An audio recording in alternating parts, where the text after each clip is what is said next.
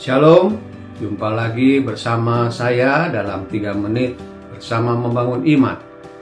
Minggu lalu kita telah membahas bahwa ada manusia duniawi dan ada juga manusia rohani.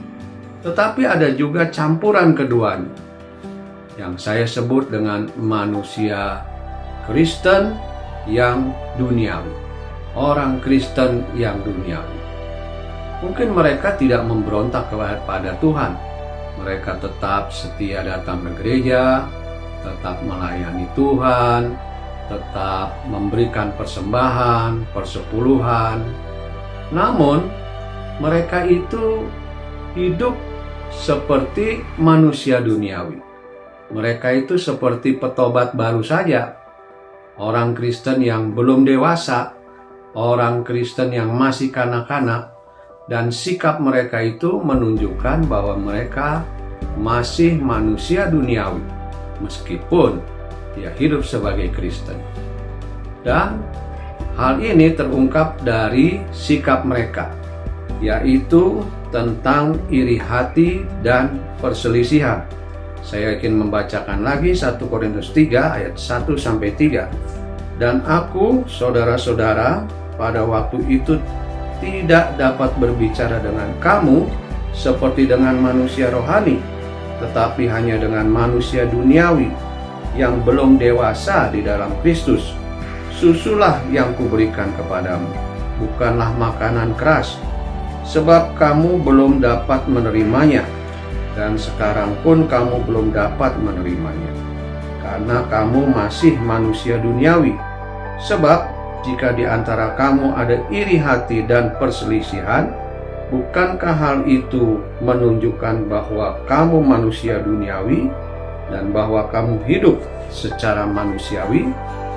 Jadi mereka itu adalah orang-orang yang acuh tak acuh terhadap firman Allah, dan mereka bertoleransi terhadap kebejatan. Apa saja kebejatan dalam jemaat itu? Bacalah 1 Korintus 5 ayat 1-13 tentang dosa dalam jemaat, dan 1 Korintus 6 ayat 13-20 tentang dosa percabulan. Mereka itu tidak mengindahkan firman Allah dan para hamba Tuhan dengan kesungguhan hati. Mereka melakukan ketidakadilan yang mendatang kerugian bagi saudara-saudaranya yang lain. Padahal salah satu hal penting di dalam Injil, di dalam Alkitab adalah melakukan keadilan.